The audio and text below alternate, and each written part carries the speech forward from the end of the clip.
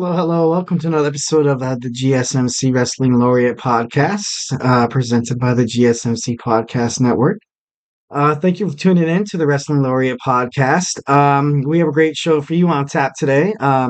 We have a little bit of SmackDown review, a little bit of WWE Raw preview, and on top of that, we also have a little bit of Becky Lynch news and her accomplishments visiting the White House. You know, as an Irish ambassador, I thought that was actually kind of cool.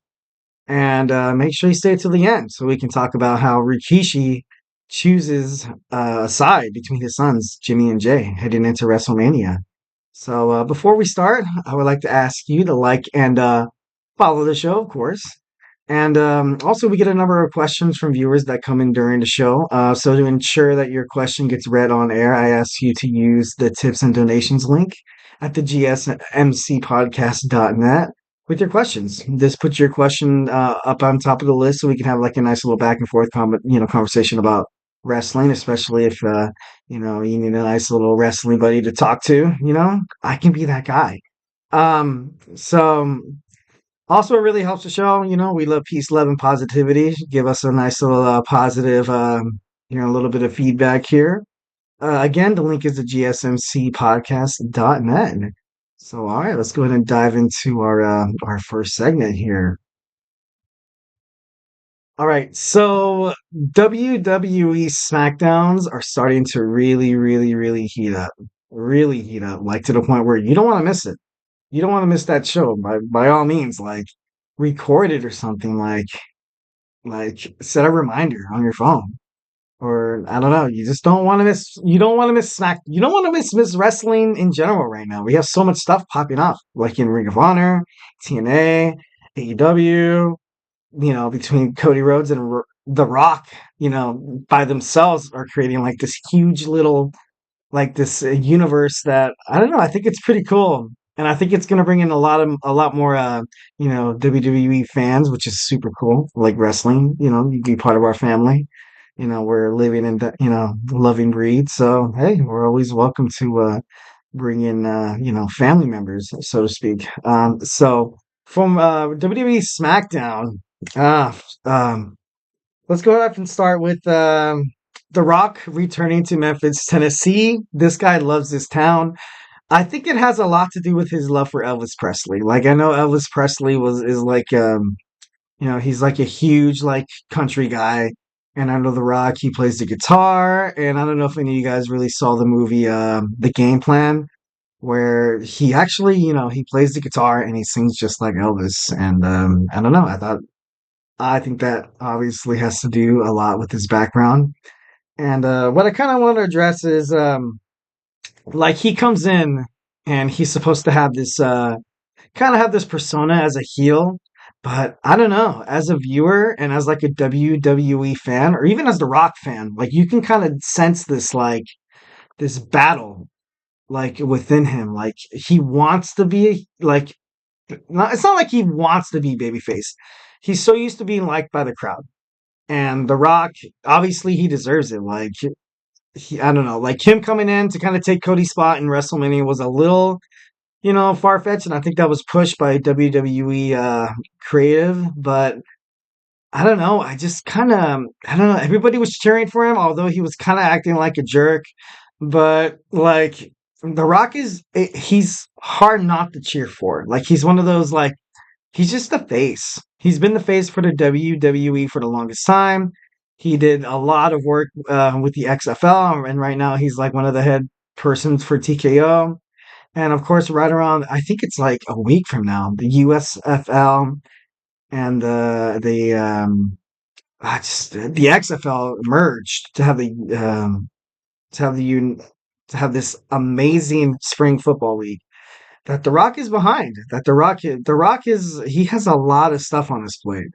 So I kind of think that when they brought him back and the way the whole WWE fans kind of reacted between him taking Cody's spot at WrestleMania, I think that kind of I don't know, it kind of messed up the story plot because if you think about it, you have the two biggest wrestling storylines of all time.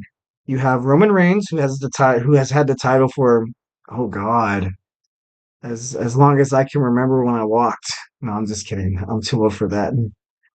No, but anyways, but he was I think he's like 1,000 and something days. He's 1,000 and something days. He's approaching the Hulkamania. No, he's approaching his like reign at like as champion to kind of break it. But obviously, I don't think anyone's gonna break Bruno San Martino's. That was kind of like back in the day. I don't think a lot of wrestling is kind of made like that. But I don't know. You kind of have the Roman Reigns aspect of it, and then you have The Rock coming back, and then right in the middle, you kind of have the head of the table storyline that I think a lot of people kind of wanted to see between the bloodline. Like you had Jimmy, Jey Uso, Solo Sikoa, and like now they kind of wanted to.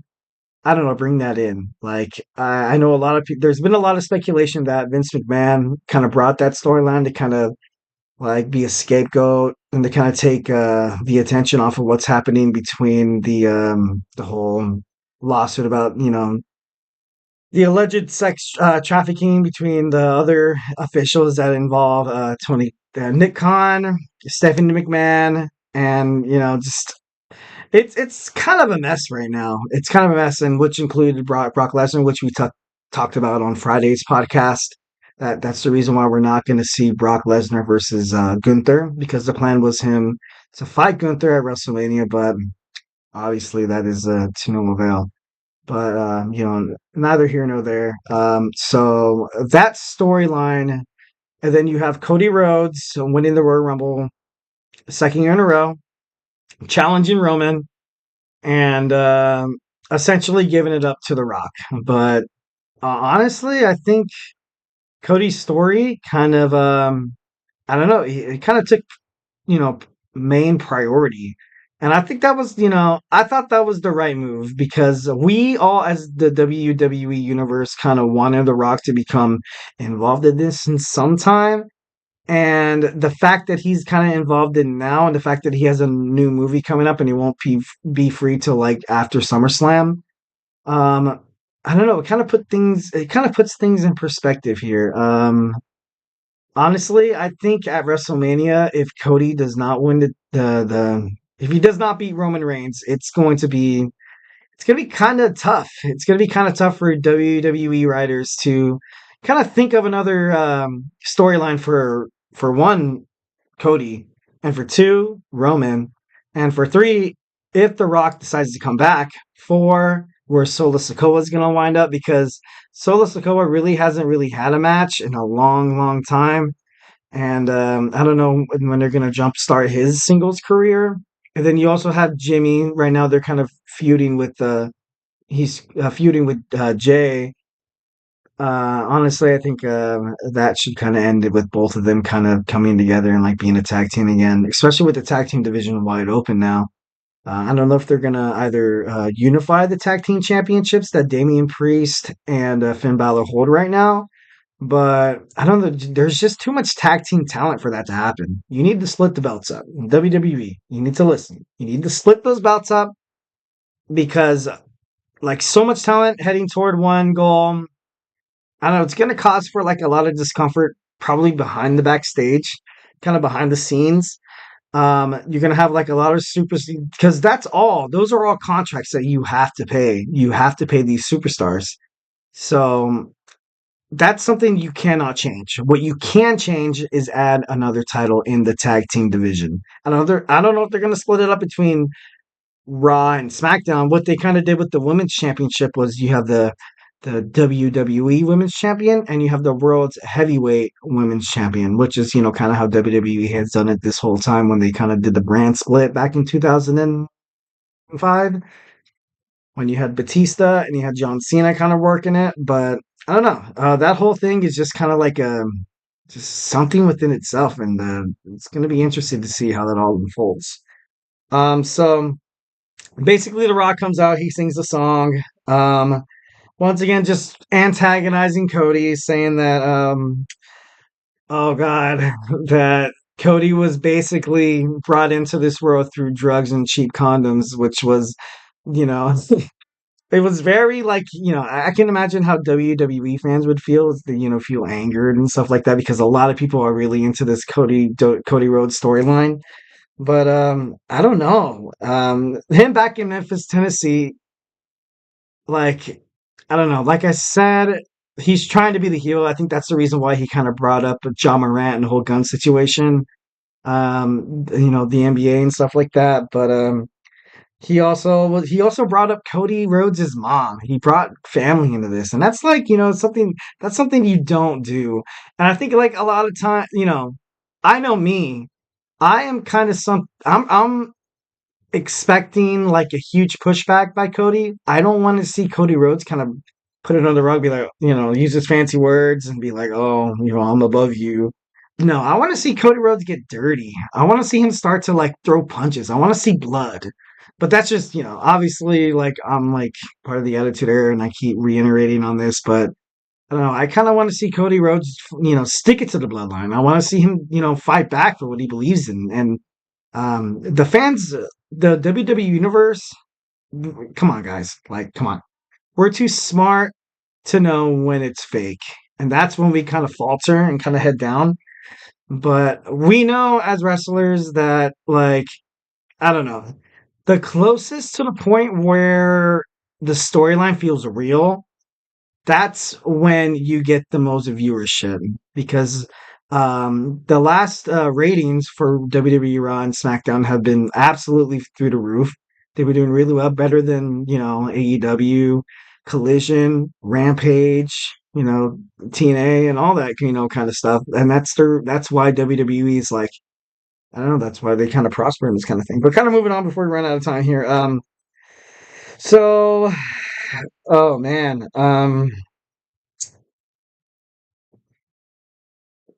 Going into the six-pack challenge between the tag team titles going on at WrestleMania, the ladder match, you have Alberto Carrillo moving up with Angel Garza. So I think they're gonna fit pretty well in that kind of category. I don't know if they're gonna be like a heel like during the match, but they're entertaining as hell to see. And the I know the LWO, their tag team kind of moved on too, so they kind of have. I don't know. It's a ladder match. You're gonna see like a lot of bodies flying through the air, and I don't know. It's gonna be pretty cool. Also, Jey Uso challenged his brother Jimmy. Jimmy ultimately, accepted in a promo that he just looked so crazy. He just looked so evil. Like he looked like he was just like ready to fight. And I eat that up. That's awesome. That's what we all eat up. That's exactly what we all want as WWE fans. And I don't know. I thought that was pretty sick. Good promo. Good promo. Way to cut it. Also, you see Randy Orton kind of feuding with Kevin Owens right at the end of, well, not right at the end of SmackDown, but during the end of their match between Austin Theory, where Kevin Owens did the stunner, then Theory jumped up, and then like Randy hit the RKO. I gotta be honest, that was pretty cool, but I don't know. They're setting up for this triple threat match. It's gonna be super awesome to see. But I think at the end of the day, Logan Paul will walk out as champion. But I don't know. I just think I don't know, that's just WWE. Um so Rey Mysterio also came out and challenged Santos Escobar, which I think is gonna be a good match. You kinda have two cruiserweights, you kinda have like a kind of like a bruiserweight kind of thing against like the high flying, the legendary Rey Mysterio. Obviously you can't go wrong with Rey Mysterio. He's gonna, he looks jacked.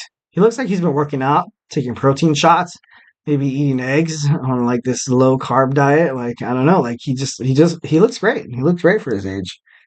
Also, you had Tyler Bate and Pete Dunne moving on, beating Pretty Deadly. And although in this promo with the Damage Control and Bailey was ultimately destroyed by Damage Control. And I don't know, it looks pretty dire for her at this point. But Naomi tried to come out and try to help her, but to no avail. The numbers played, you have Dakota Kai, you have the Kabuki Warriors, and then you have the women's champion Io Sky. So right now, Bailey kind of has a huge uphill battle for her. So I don't know, kind of interesting to see what's next. All right, well, don't go anywhere. Next we have our Raw preview. We have the Obviously, the man Becky Lynch accepting a match against Nia Jax, a last man standing match nonetheless, especially so close toward Mania. What is she thinking? I mean, that's cool and all, but I don't know. We'll see. We'll kind of dive deeper into this as soon as we come back. Don't go anywhere. I feel like I'm losing my mind. Is everybody in the world blind? Please, Lord, give me a sign, a sign. I feel like I'm losing my mind. Is everybody in the world blind? Please, Lord, give me a sign, a sign. I wanna be the greatest. Everybody on the fake shit. I look around and feel like everybody is the fakest. I make this every day and I'm impatient, hoping one day I blow up from the basement. Statement, the top is so vacant. I don't hear shit that I think is amazing. Waiting for my day when I'm playing sold out shows for 1,000 faces. Hey, give me that crown, get in my way and to be put down. It ain't your place, all this my town. If I want that shit, then I'll get it right now.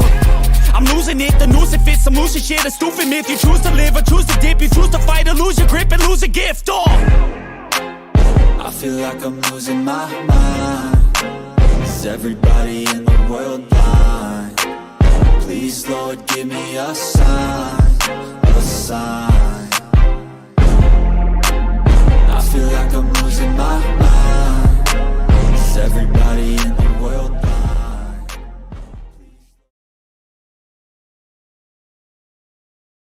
Hello. It's Eric Rodriguez, your host of the Wrestling Laureate podcast presented by the GSMC Podcast Network.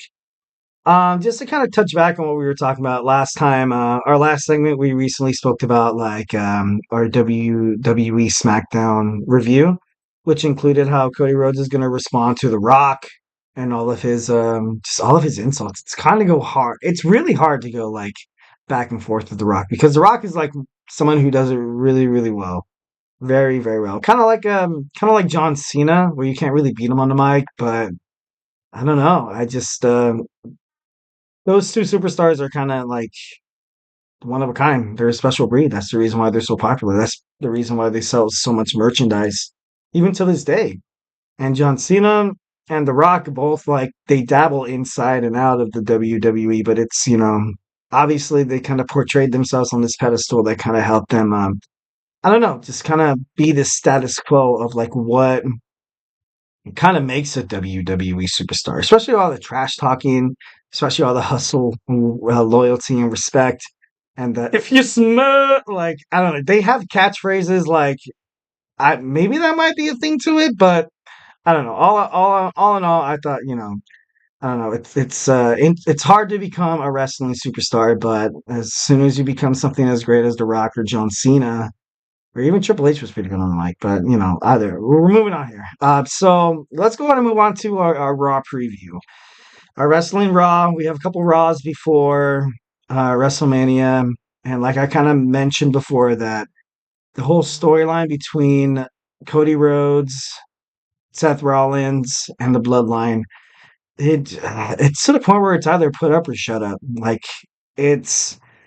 I kind of want to see, bare knuckle like brawling, but I don't know. A lot of people like, and I listened to a bunch of podcasts and a couple of stuff on YouTube that a lot of people are hoping that Seth Rollins kind of taps into that old school like Seth Rollins kind of feel like, where he comes out, and he beats the heck out of somebody like to a bloody pulp with Cody, because honestly, Cody's, if Cody doesn't stand up for himself, if he doesn't stand up for against The Rock, who was making fun of his family, like imagine like, someone sent, like, I know this is kind of a little off topic, but I remember playing basketball when I was younger. Okay. And I used to bring my brother, and my brother wasn't the best basketball player, so to speak. I was kind of like one of the better ones, but not toot my own horn here. But um, there was a point where he was just getting like just minced me by his defender, and I felt really bad. So then we were going through he was gonna pass it to me. No, I was gonna pass it to him, and I was trying to create this like pick and roll kind of thing. And the defender came up that was like trolling him all game, and I straight up shoulder checked him right to the side. And I felt really bad because the kid was actually pretty cool. Like, I'm not going to disclose names or anything like that, but we actually ended up being really, really good friends. But the point of this story is that I really am a pretty cool, calm, and collective guy. But as soon as something happened, as soon as someone threatened my family, that kind of like burned a fire inside. Like, I don't know. It was to the point where I was like, oh, heck no, I'm not gonna let this guy just bust jumpers all over my brother.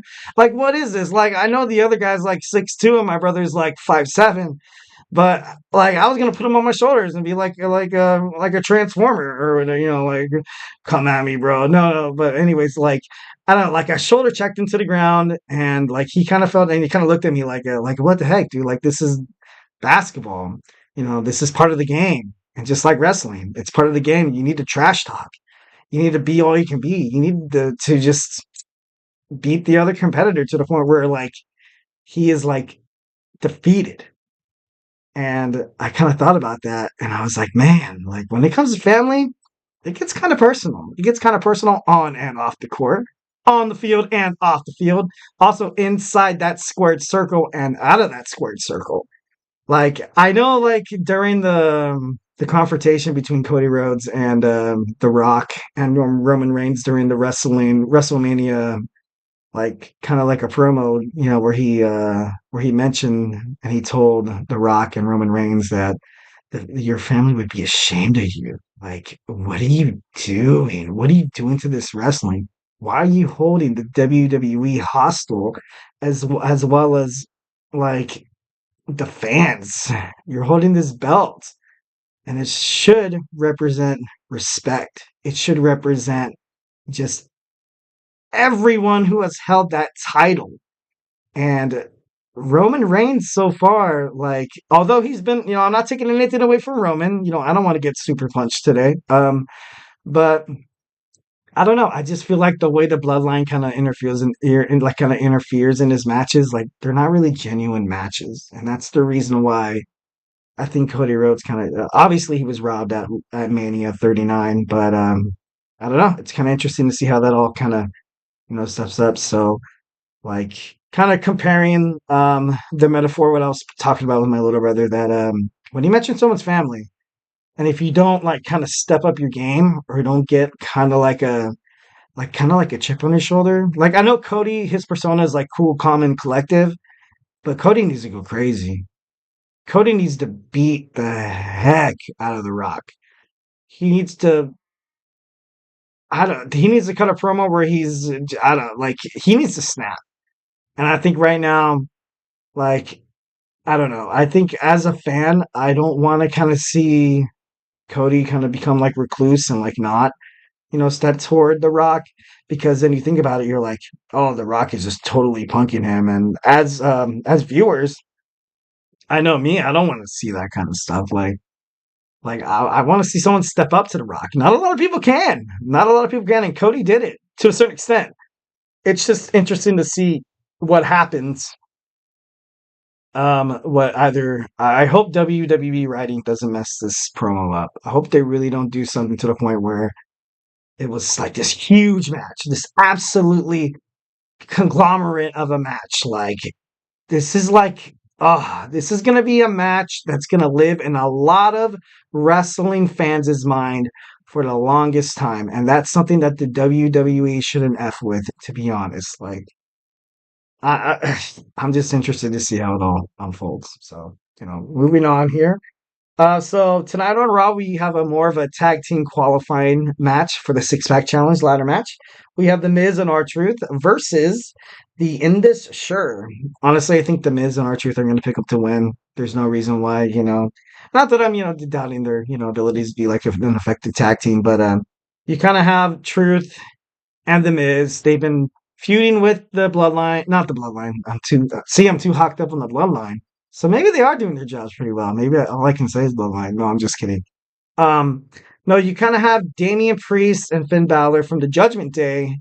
They've been feuding with R-Truth ever since R-Truth wanted to be part of the Judgment Day, and obviously that was not to happen. So R-Truth found himself a partner in The Miz, and I think they're going to make it to the six-pack challenge. But I think that would be better for ratings, and I think that's what the fans want to see. All right, next we have Alpha Academy versus Kofi and Xavier Woods. So New Day. Um, this is where I kind of have a problem here. If I was WWE writing, I would have put Alpha Academy to fight the Indus Sure and the Alpha Academy obviously propelling and winning and being granted a place in that six-pack ladder match for the WWE World Tag Team titles. And I would have the New Day as well beat the Miz and R-Truth. It's not like I don't want to see the Miz and R-Truth like fight the Judgment Day, but I think then these two guys fighting against each other. I think these two should honestly be in the match. I don't think it should be like an either or kind of thing. I think it should be like an and. The Alpha Academy, it's going to be Otis and Tozawa against the New Day. But since Chad Gable's kind of not into it, like, I think that the New Day is going to, obviously, they're going to win. So now we have, that. Um, of the last tag team qualifier match, I have the Creed brothers, which is basically kind of like I don't know if anybody paid attention to like wrestling like during the 2000 and I think 18 where they had American Alpha with Chad Gable and Jason Jordan. For me, I kind of look at these guys and I kind of see like a kind of like a reboot, which is kind of cool. I like that. I really liked American Alpha when they when WWE created this storyline of Jason Jordan, oh, he's Kurt Angle's son. He's getting opportunities that he should not get. Like I really like Jason Jordan and Chad Gable as a tag team. Like I said, I am a huge fan of the chemistry. You can see that in a tag team match, and it's very entertaining from a marketing standpoint, from the organization, from the fans. Obviously, that's what they're trying to market, our demographic. But I don't know. I think that the Creed brothers are pretty good, but they're against DIY. Why against DIY? Johnny Gargano, Tommaso Ciampa. I want to see both of these teams in the match too. I don't want to see an either or. I want to see both of these guys in there. To be honest, I would like to see both of these guys more than Pete Dunne, Tyler Bates. I like the LWO. I want the LWO in there. And I know that Angel Garza and Humberto Carrillo are kind of there to kind of, I think WWE writing they're putting these cruiserweights slash welterweights slash people who can compete for the Intercontinental Championship compete, of course, against Gunther. But I don't know. They want to tear the roof off this place. Honestly, this is going to be a huge match. I don't know if anybody's been looking at the WrestleMania 40 match card already, but Saturday and Sunday, it's going to be huge. You got to call off. I might call off on Saturday. I don't know, maybe. But so to kind of finish it off here, we have about a good like 2 minutes. I know this is probably going to take more than 2 minutes, but these two women had been just beating the like shiitake mushrooms out of each other. Like you have Nia Jax, Becky Lynch, the man Becky Lynch, who recently joined, who recently visited the White House, which I think is pretty darn cool. Just pretty darn Becky Lynch for president. Why not have the first women president be a WWE superstar? I don't know. I'm just saying. I'm just saying here, but I don't know. This match is it's going to be brutal for both superstars, but not, Nia Jax had her shot at Elimination Chamber, ultimately coming up short in Australia against Rhea Ripley, but I don't know, Becky challenging Rhea Ripley this close to Mania, like I don't get it. Like she's fought her battles. She's obviously proved herself as a competitor, as a champion. She's won the NXT, SmackDown, Raw Women's Championship, and I don't know why she feels like she needs to just, keep fighting. But, we love a fighting champion. And there are two styles. We have Rhea that's probably resting to the max, and then you have Becky that's just fight after fight after fight after fight. She gets stronger after every fight. different styles. Um, Maybe this helps Becky become a better competitor, but honestly, I see Becky Lynch winning this match. I know there's going to honestly, I'm going to go ahead and give you the Eric Rodriguez guarantee that there will be outside interference by Liv Morgan, Rhea Ripley, and should I include a third? No, I don't know.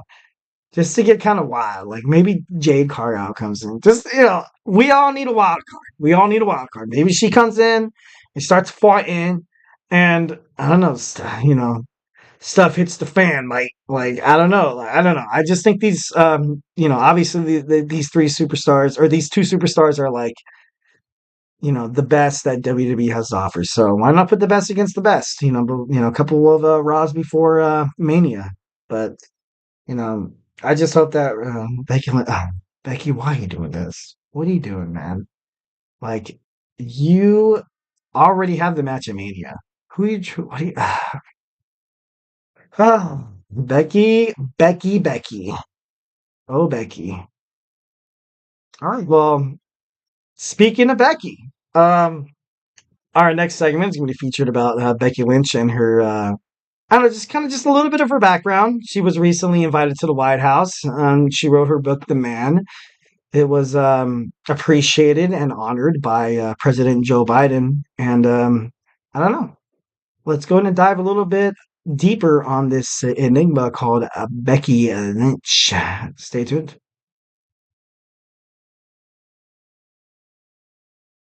For the best and latest podcasts available anywhere, go to the podcast app on your cell phone and type in GSMC to access free content-rich podcasts on health and wellness, book reviews, sports, entertainment, relationships, social media, movies, technology, finance, and even weird news. Subscribe and download the GSMC Podcast Network's family of shows, available everywhere podcasts are found.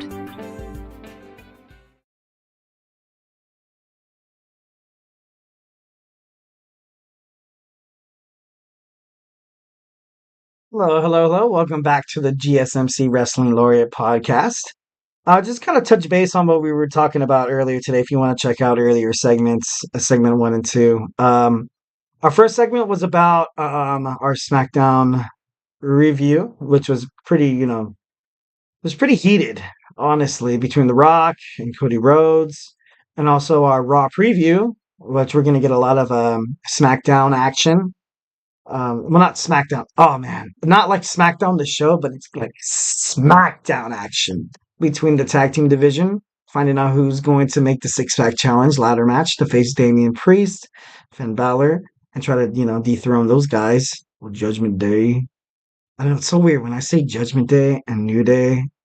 Like I know it's totally different, like styles of wrestling, but Judgment Day, like New Day, like I don't know. But that's just me as a wrestling fan. I'm a dork. I'm sorry. So all right. Moving on to our next, we have honestly probably one of the best women's wrestler of our times. Becky Lynch is I don't know. As soon as WWE kind of went a little more global, Becky Lynch just she stood out. Like she's talented. She's gifted. Not a lot of wrestlers kind of have that it factor that Becky Lynch kind of brings to the table. And you can kind of see that through wrestlers, either women's wrestling. You can see that on either, Ring of Honor, TNA, AEW, NXT. And like, I'm not trying to dog on women wrestlers, or I'm not trying to say that like, Becky is better than everybody else and everybody else sucks. Because everybody kind of, everybody has their own, God-given abilities. Everyone has their talents. Everyone's good at something. Everyone is, you got to play to your strengths, and I think Becky did, pretty well, within that. So I kind of did a little bit of research on Becky, and this next fact kind of made me, I kind of respect her a little more here. She used to work at an Irish pub, where there was probably bar fights like crazy, like guys like Sheamus and like Hornswoggle. I'm just kidding, no, but um. But I don't know, just I don't know if you've ever kind of lived the life of like a bartender. Like I never have, but I've been to a couple of bars, and I know that it's not the best and like comfortable place to work because it's very hostile. Obviously, you have guys, women, getting super, super just like inebriated. And you got to be ready to defend yourself at all times. Like I think that kind of made Becky more of like I don't know, it kind of made her strong. Like I don't care if you're like 300, 400 pounds. I've tossed guys like you out of my bar before, so it's not like someone has like Nia Jax or Rhea Ripley coming at me. I'm not like that really terrified. Um, and to be like, she's still only 37 years old. She's only 37 years old. She still has a lot of wrestling in front of her. I know she does. She's a fighter. She's she's a mom, guys. She's a mom. She's a wife to obviously the visionary Seth Rollins, who's also 37 years old. I thought that was kind of crazy how both of them are the same age. But she's moms kick ass, guys. Like a lot of people go off to their 9 to 5 jobs, and especially back in the day, especially back in the American society where it was normal for women to stay home, kind of like the homemakers and stuff like that, and for men to go off to work. But um, honestly, like kids are kids. As a father, like kids, it takes work. We love them to death. Love them to death. They're a godsend. God bless them. But it's sometimes it seems a little easier to go off to work, but it's not.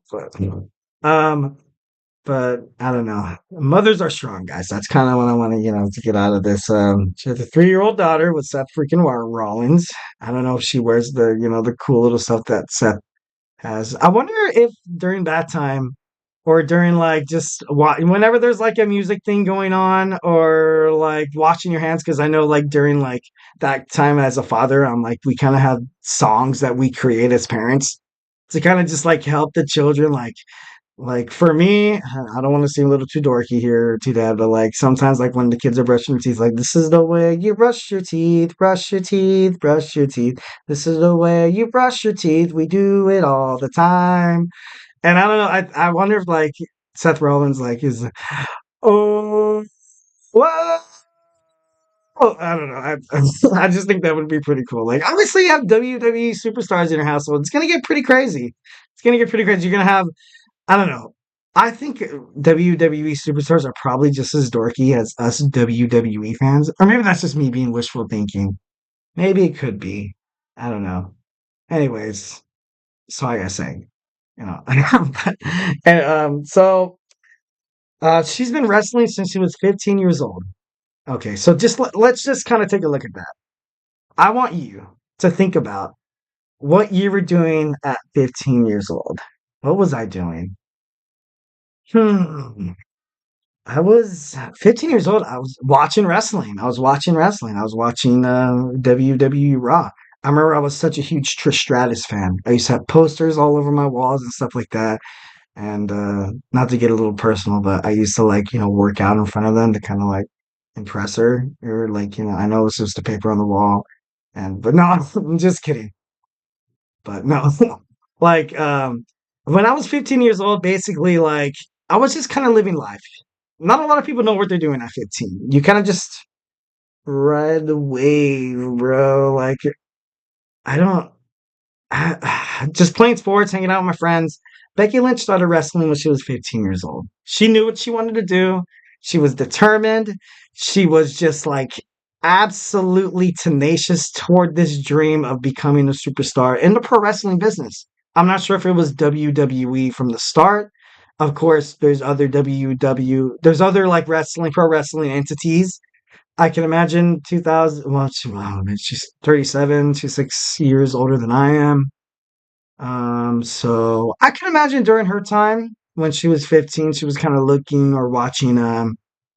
Obviously, I think the NWA was there for sure, the North Wrestling Alliance, and obviously WWF.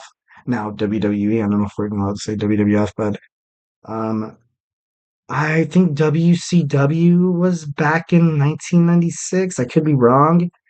Um, New Japan Wrestling, I don't know how far that goes back, but I don't know. A lot of wrestling, and you can watch like a lot of these superstars, like I bet you when she was growing up, she was probably watching wrestlers like Andre the Giant, Ric Flair, Bob Backlund. She was probably watching a little bit of like Shawn Michaels during his kind of middle years.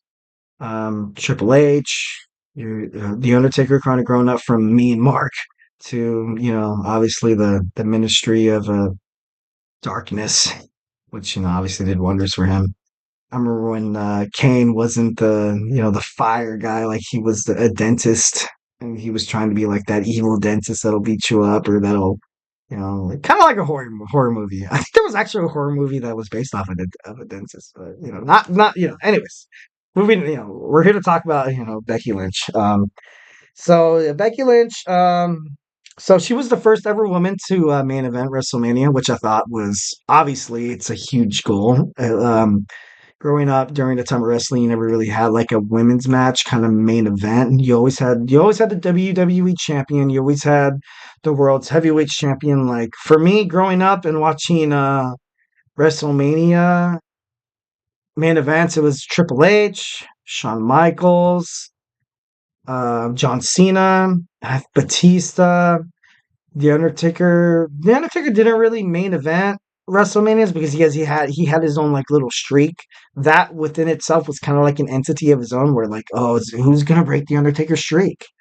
So that was Edge was there as well. I remember Sheamus coming up. I remember Sheamus's first match. That's crazy. I remember Daniel Bryan. Um, I don't know, just all these guys like just coming and going through the WrestleMania main event ranks. And then one year,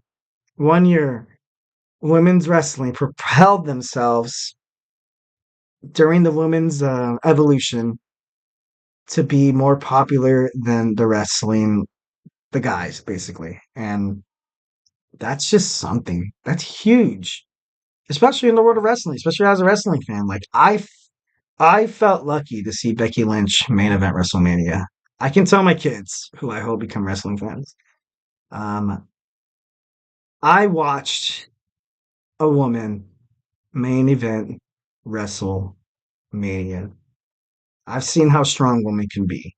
Women are just as strong as men, just as talented, just as aggressive and tenacious and willing and ready and determined to fight for what they want in this world. Like, and like I said, not to get too personal, but I was brought up from a single mother. I was, I had a chance to see how strong women could be, and to be honest, I thank God every day that I had a chance to be in that position where I can see how strong a woman could be. Like a woman raised me, and I turned out just fine. And that's not a joke. Don't laugh. Don't laugh. I'm just kidding. No, but what I'm trying to basically say is that women kick ass, guys. Women kick ass, and Becky Lynch is definitely kicking some ass, which is love Becky, love Becky. All right, we're gonna end this segment and like just kind of go over kind of a few accolades that Becky Lynch has.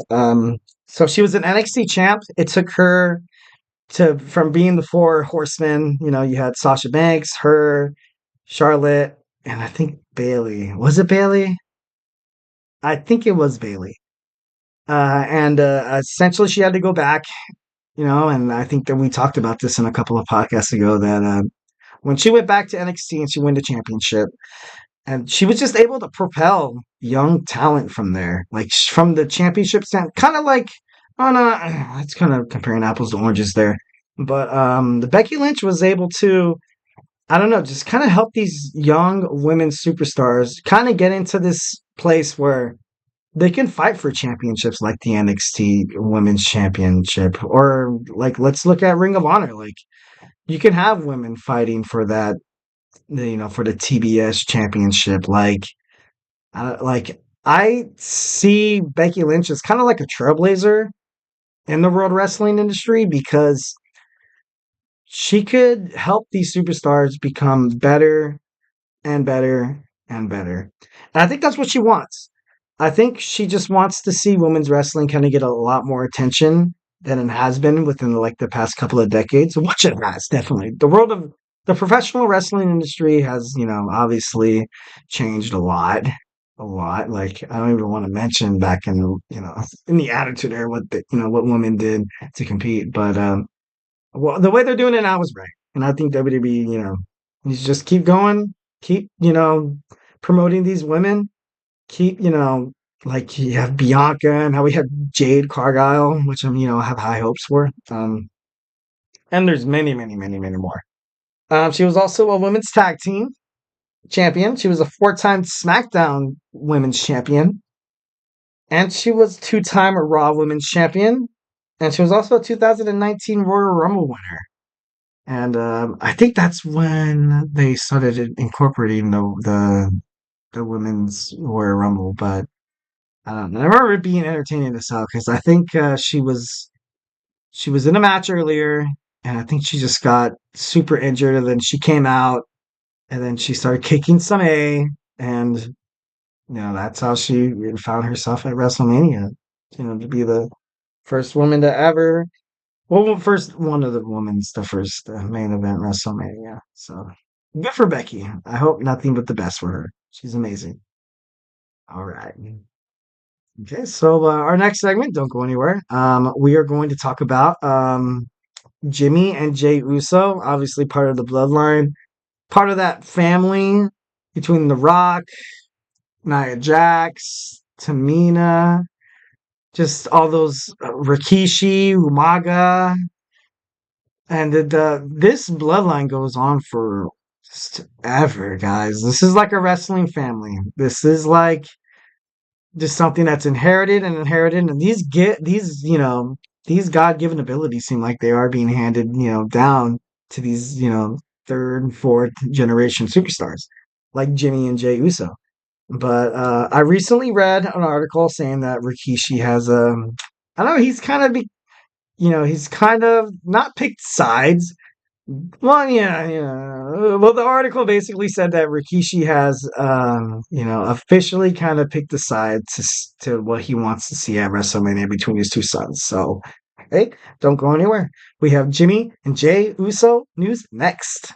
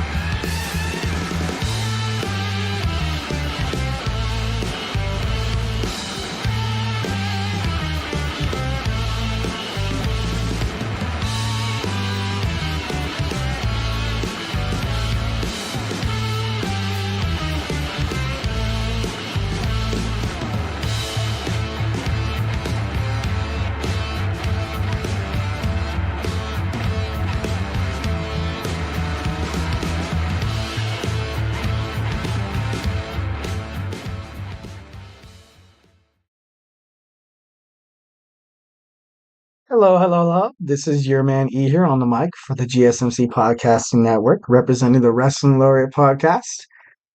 So we recently talked about Becky Lynch and how amazing she is. We talked about our WWE Raw preview and how Becky Lynch is kind of, just kind of digging herself, in her own hole here. Like it's kind of like training for a marathon and working out leg day like 4 days in a row. Like, what is you doing, dude? Like, no, I'm just kidding. But and we also had our SmackDown review. What happened obviously last Friday, where Cody Rhodes and The Rock are just making things heat up so much more, and how Cody should I don't know. Cody should probably take a page out of William Regal's book and power the punch, get some brass knuckles, like. Like let's destroy that Hollywood face right to the Tooth Fairy.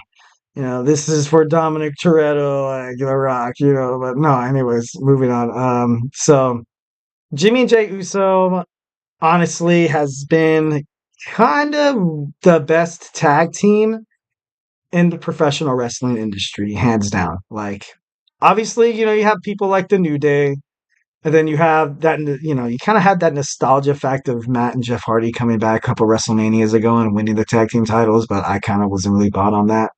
I was actually a little upset because I remember Enzo and Big Cass was in there, and right at that point, Enzo and kind of Big Cass were, kind of like over at the point, like, you know, my name is Enzo Amore, and I no, like I don't know, I kind of miss that kind of like in your face like wrestling. Like he was good on the mic, but obviously stuff happened that were to the point where he wasn't allowed at WWE events anymore, and Big Cass went on to fight for AEW, and I think him and Carmella were dating, but now I think Carmella is dating. I think she's married to Corey Graves now with a kid and all that stuff. I'm not trying to, just kick Big Cass and Enzo Amore, I'm not. Anyways, let's just move on. Let's just move on. Okay. So Rikishi said, their father, Rikishi Fatu, said in an interview that if not like if you had to pick your two sons, like how do you feel about your two sons facing at WrestleMania? And to be honest, his answer was kind of just as we as parents would expect if you had your two children fighting at the grandest stage of them all, a sports spectacle in entertainment. And honestly, this is kind of around the globe, wrestling is kind of viewed like the FIFA World Cup. I don't know a lot of soccer fans out there that are going to agree with me, but wrestling is huge, especially in countries across the United States. You have England. Yes, there's a couple of in Africa. They have a couple of independent circuits there.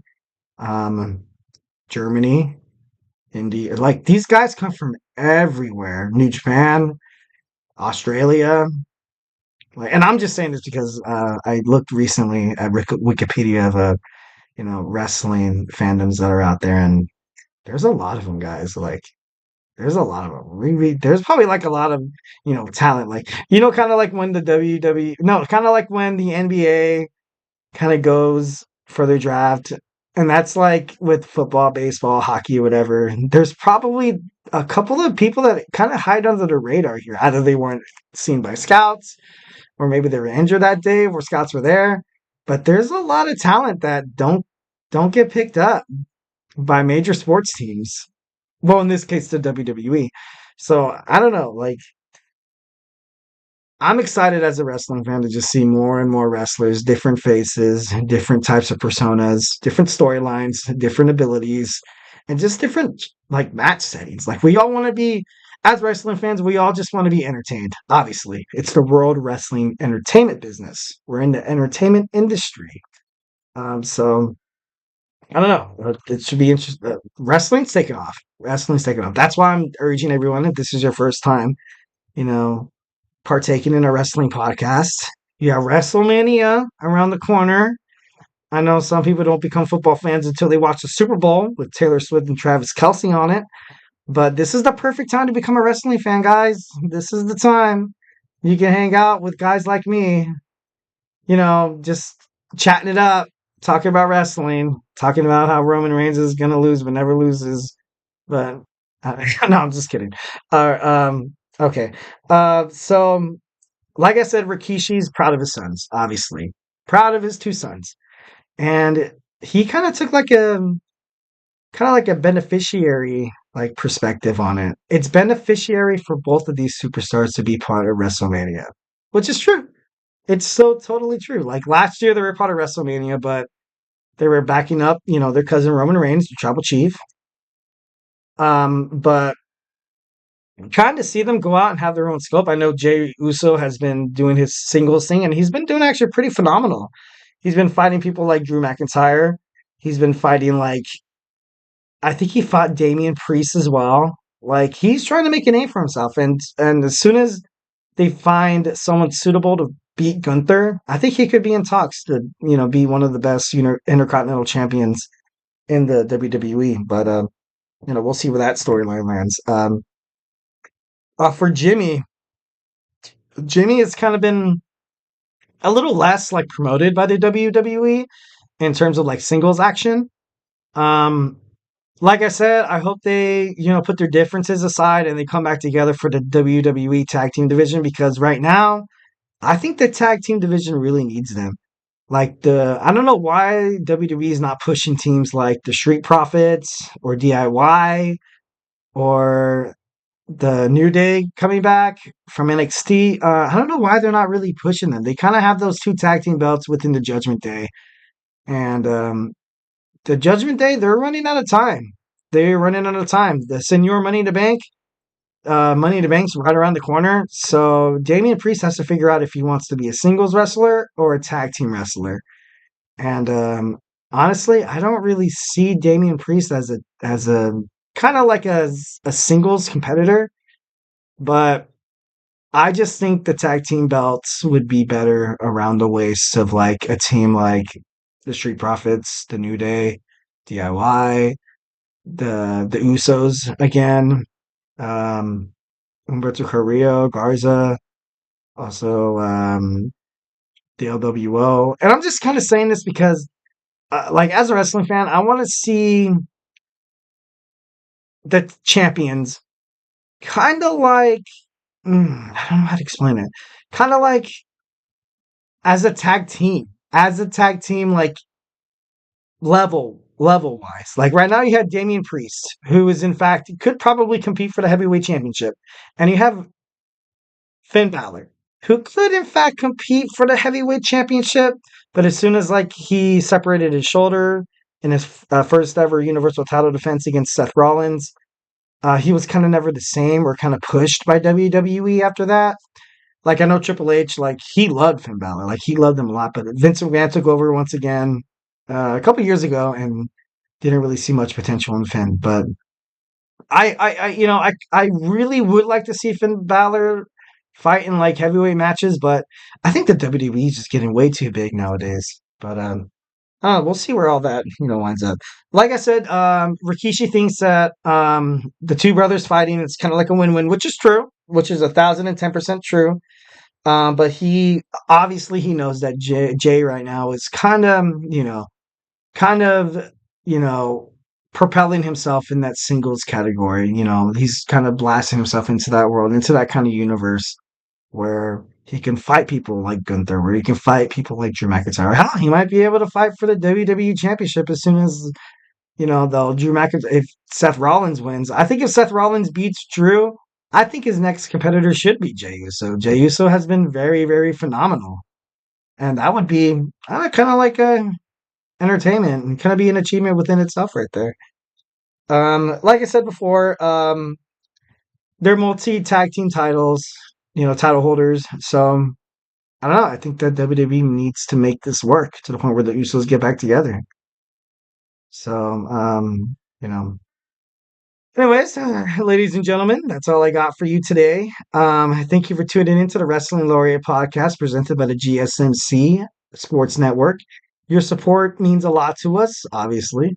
So please remember to subscribe to the show and leave a positive review. We love peace, love, and positivity here at the GSMC Podcasting Network. It really does make a difference, guys. We really, it really, really does. And we invite you guys to go ahead and show me your best Superman Punch imitation by Roman Reigns, and click that follow on Facebook, Twitter, Instagram, TikTok, or even on YouTube. Subscribe. You can get more videos that include this guy. And also remember to, we also have other podcasts on this network. So if you're not like completely into wrestling, I hope I entertain you guys enough to, be like, I don't mind watching. I don't like really watching wrestling, but I like seeing this dork just completely just fanatic and drool over wrestling. So, I don't know. If you're not into me, we have my man Nelson on basketball. We have Sam with baseball, Thomas on college sports, Kenneth on football, TJ on sports. We also have the Andrew Tate show, where the tribal chief of podcasting is, hanging out with, Faith, discussing just a lot of news about that's happening in the sports entertainment industry. So, hey, why don't you one day drive by YouTube and just kind of get lost in the GSMC Podcasting Network? We will entertain you guys. Definitely. So, yeah, like I said, have a phenomenal day, and I'll see you guys tomorrow. I hit a shit and the coffee ain't hit yet. Damn, ain't that great. I don't wanna go to